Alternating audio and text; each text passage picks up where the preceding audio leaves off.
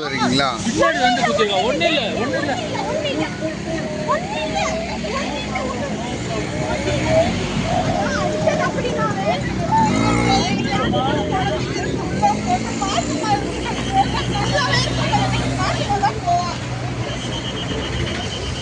பெங்களூர்லேருந்து வரீங்களாம்மா நீங்கள்?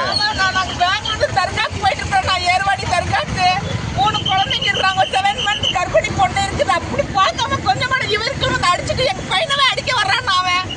நான் அந்த டிரைவரா? ஆமா, எங்க பையனவே அடிக்க வர்றான். அவன் கேட்டா எங்களுக்கு நியாயம் கிடைக்கல பாருங்க, நாங்க சும்மாவே இருக்க மாட்டோம். ராயல் பஸ்ஸுடைய டிரைவரா?